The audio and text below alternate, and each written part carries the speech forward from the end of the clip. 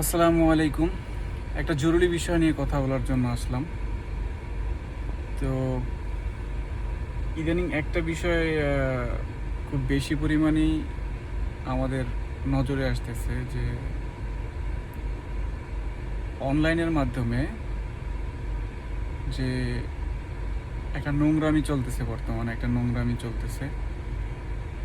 মানে কারো হয়তো দেখা গেল পারিবারিক কোনো বিষয় বা ব্যক্তিগত কোনো বিষয়, হাজব্যান্ড ওয়াইফ বা বিভিন্ন বিষয়, মানে বিভিন্ন পারিবারিক বিষয়গুলো নিয়ে বেশি আলোচনা সমালোচনা হয় বর্তমানে সোশ্যাল মিডিয়ায়।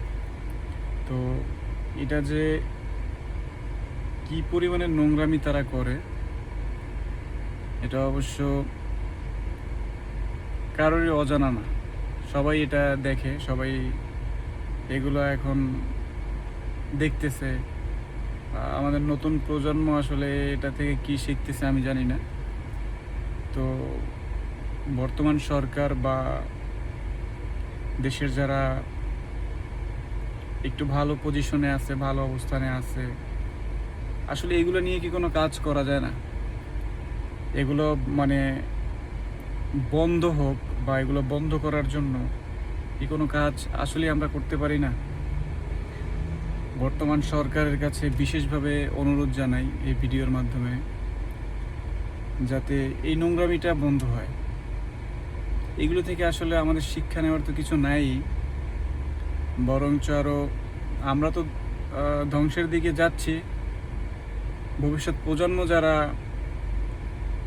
আসবে, বা যা বাচ্চা যারা আছে, তাদেরও এগুলো দেখে কিছু আসলে শিখার নাই, বরঞ্চ ধ্বংসের দিকেই যাচ্ছে তারা।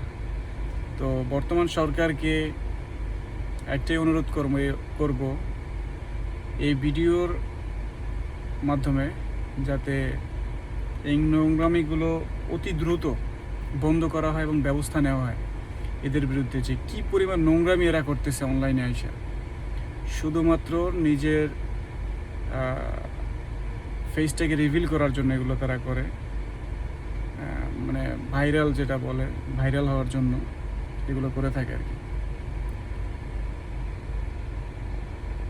মানে কিছু টাকা ইনকাম করবে অনলাইন থেকে, ভাইরাল হবে, মূলত উদ্দেশ্য তাদের এগুলাই।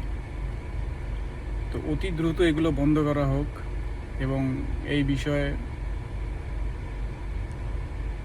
সুনির্দিষ্ট পদক্ষেপ নেওয়া হোক। তাদেরকে, যারা অতিমাত্রায় করতেছে, তাদেরকে আইনের আওতায় এনে দৃষ্টান্তমূলক শাস্তির দাবি জানাচ্ছি। ধন্যবাদ।